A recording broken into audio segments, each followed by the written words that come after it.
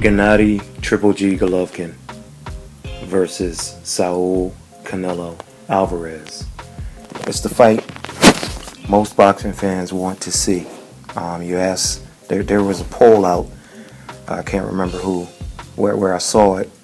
I saw numerous polls, but there was one, it might be Ring TV, that asked, what fight would you rather see in 2016? It was between, it might have been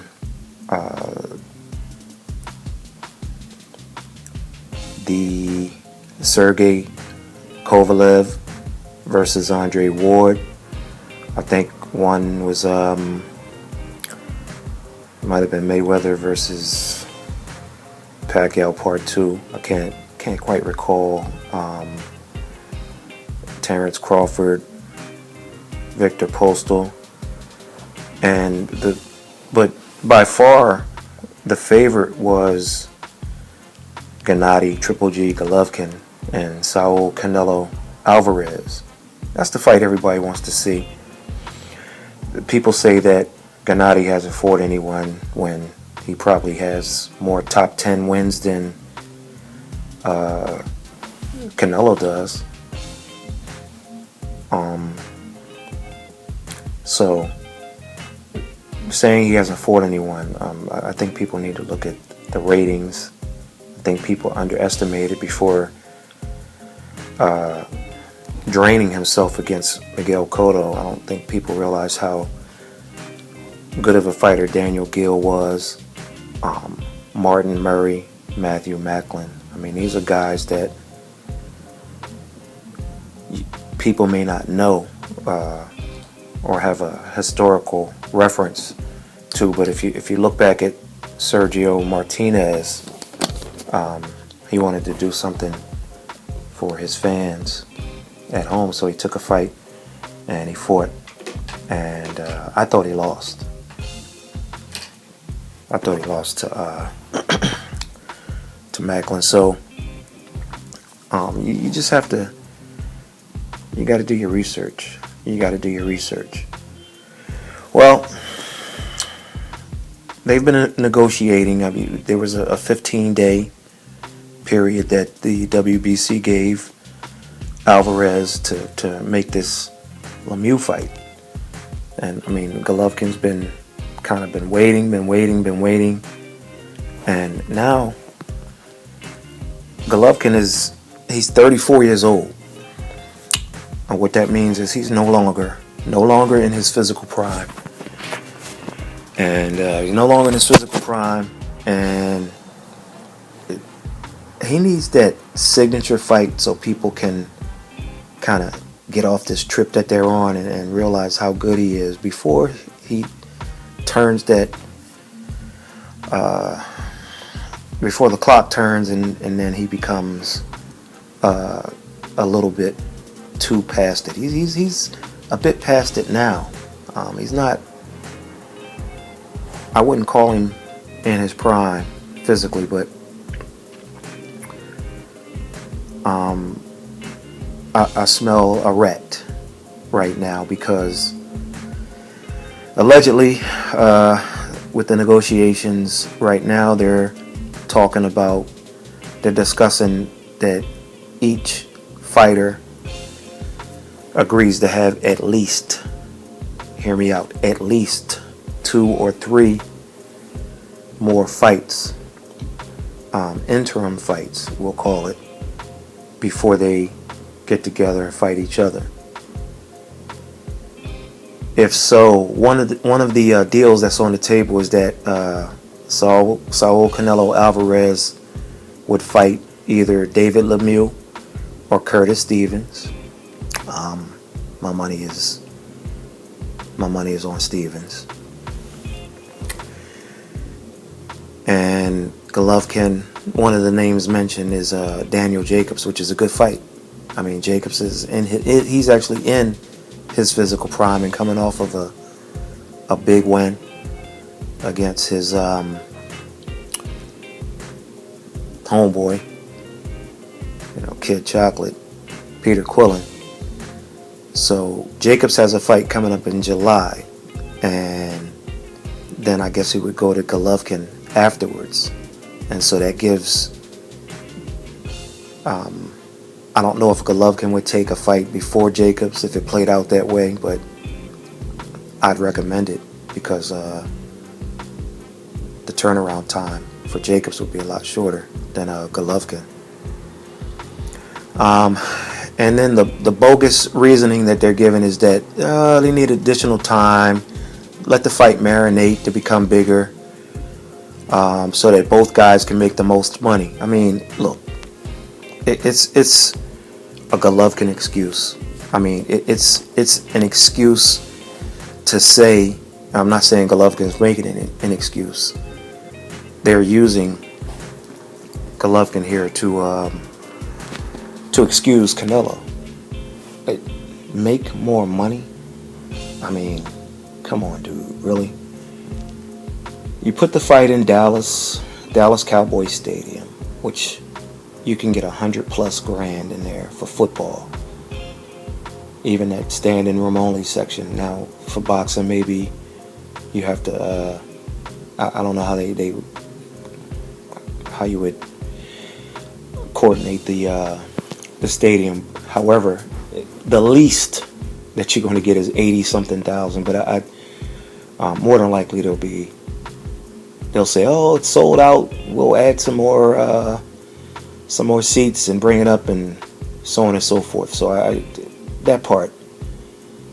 I mean, come on. More money, let it marinate. I mean, Gennady Golovkin going to be 36 by the time this fight happens.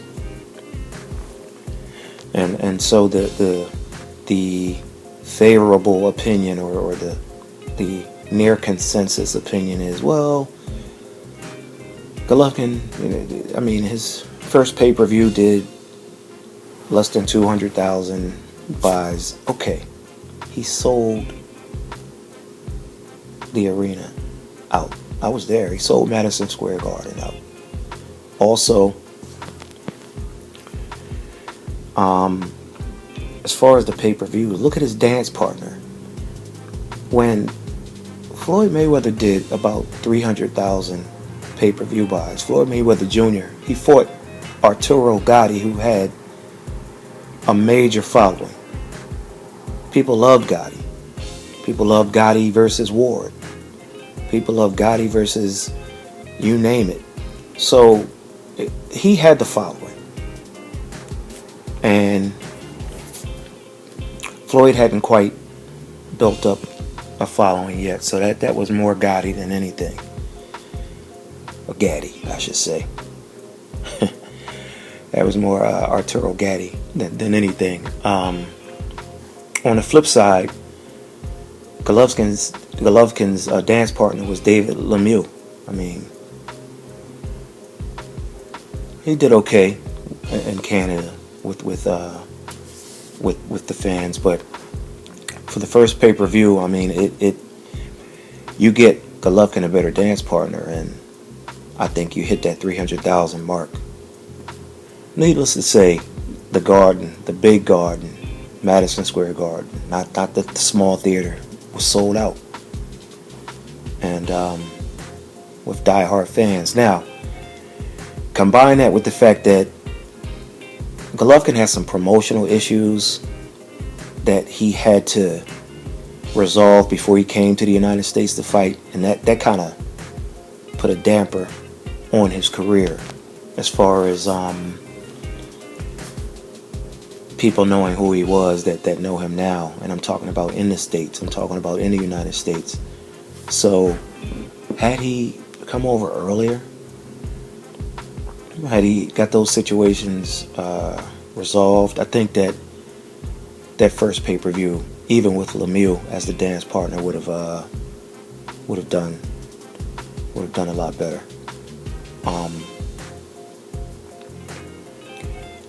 Now, with to me, he's where he needs to be right now as far as enough of a following that if he fought Alvarez, they would do extremely well. So I'm not buying. Let's let it marinate a little bit more. I'm not buying that at all. And fans out there, you shouldn't fall for this bait and switch thing either. Now, I will say this: if Gennady, Tom Loeffler says he has a good relationship with Al Heyman, so if they do make the Jacobs fight, which I think is a good fight, Golovkin and Jacobs, it will allow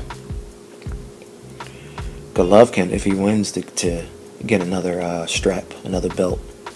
And then all of this 3 fights apiece before that should go out the window. He goes to New York, he goes to Brooklyn, he beats Jacobs. The Alvarez thing is on. I mean, there's just, in my day, fighters fought. When you look at Marvin Hagler, line him up and he beats him, including Ray Leonard, but we won't discuss that right now.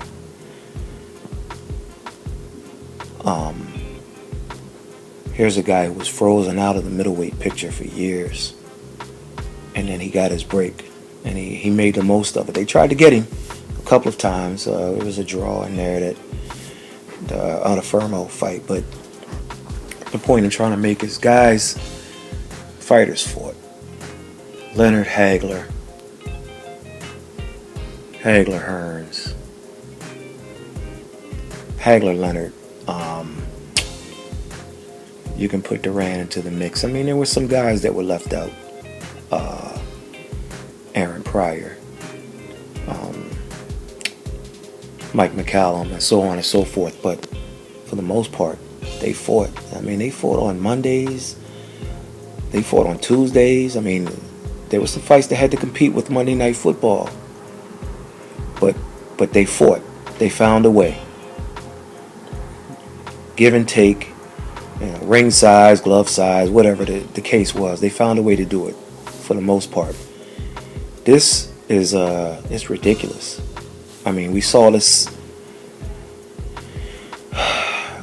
in the welterweight division for a couple of years with the Keith Thurman situation and him being the mandatory for like 2 years, and just different rules for different folks, huh? Anyway, it's disturbing. It's disturbing, to say the least. I don't like it. Fans shouldn't go for it. Fans do have a voice, and their voice is power. People will complain. No one will make enough noise. No one will petition the WBC. No one will petition. I mean, you may see a tweet here and there telling guys to make a fight, but it's just, we're not getting the fights we want. And every once in a while we'll get something that's decent that will, as fans, and when I say fans, I mean media and regular fans alike, they'll bring a fight along, like a Thurman versus Porter, and kind of calm us down, and then it goes back to the nonsense again. And I'm sick of it. People are uneducated about Gennady Golovkin. Listen, the guy had 350 amateur fights, and he won 345 of them and lost 5. And he had knockouts in the amateurs. You know, you get a guy in a little bit of trouble and they stop the fights in the amateurs. They want to protect people as much as they can. That's why you used to see headgear and so on. And but when I say Golovkin was knocking people out in the amateurs, I mean, he was knocking them out. There was no, oh, you got in a little trouble, let's stop the fight. There was none of that. There was straight up KOs, TKOs. I mean, guys hitting the canvas. Real deal stuff.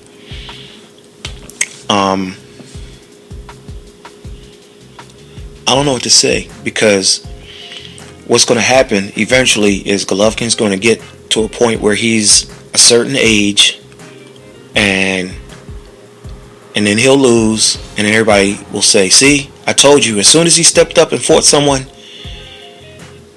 he got exposed. And believe me,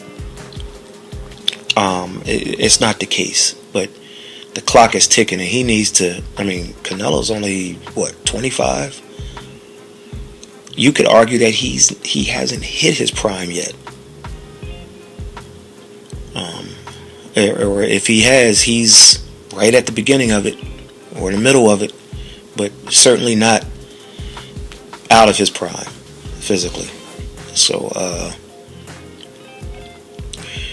this is boxing at its best again. I don't know what more to say other than the negotiations that I mentioned. That's just one of the scenarios. If I'm Team Golovkin, I'm playing hardball.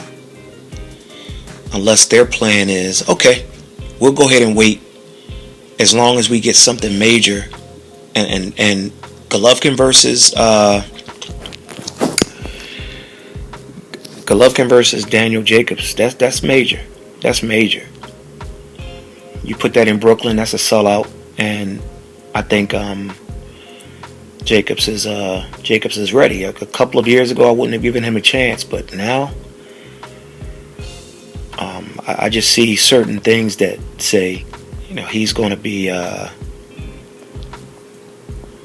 he's going to present some danger. So